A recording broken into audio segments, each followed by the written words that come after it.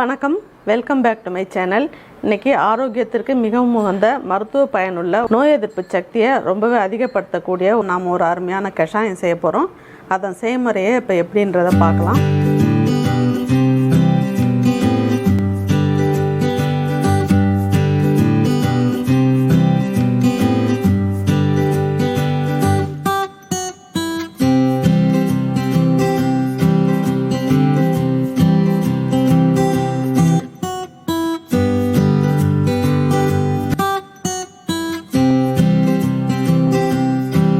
இதுக்கு தேவையான இன்க்ரீடியன்ட்ஸ் எல்லாம் எடுத்து வச்சுருக்கோம். இப்போ அடுப்பை ஸ்டார்ட் பண்ணிவிட்டு இது மாதிரி ஒரு பாத்திரத்தில் நான் தண்ணி வச்சுருக்கேன். அதாவது நான் 2 கிளாஸ் அளவில் கஷாயம் செய்ய போகிறேன். அதனால் நான் இந்த கிளாஸ் அளவில் 4 கிளாஸ் தண்ணி சேர்த்துருக்கேன். இப்போ இது தண்ணி நல்லா கொதிக்கட்டும்.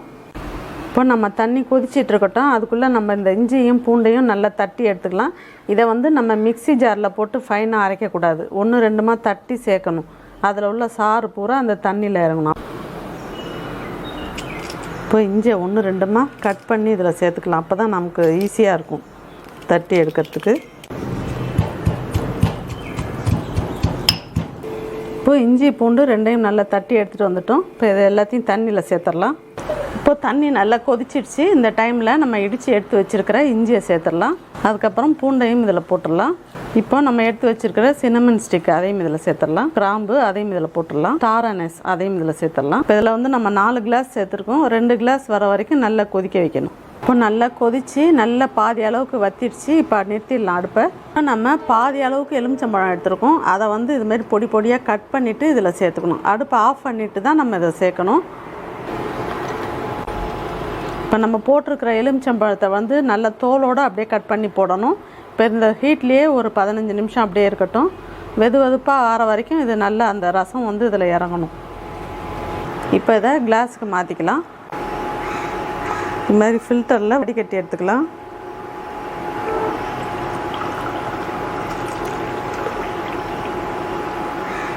தேவையான அளவுக்கு தேன் சேர்த்துக்கலாம்.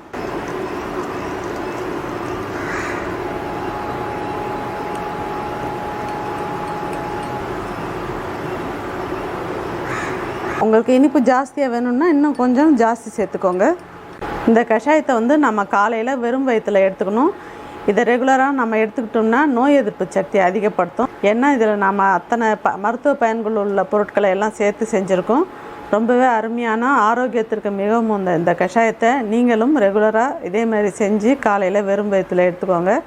உங்களுக்கு இந்த ரெசிபி பிடிச்சிருந்ததுன்னா லைக் பண்ணுங்கள், ஷேர் பண்ணுங்கள். ஃபஸ்ட் டைம் நீங்கள் சேனலை பார்க்குறவங்களா இருந்தால் சேனலை மறக்காமல் சப்ஸ்கிரைப் பண்ணுங்கள். தேங்க்யூ.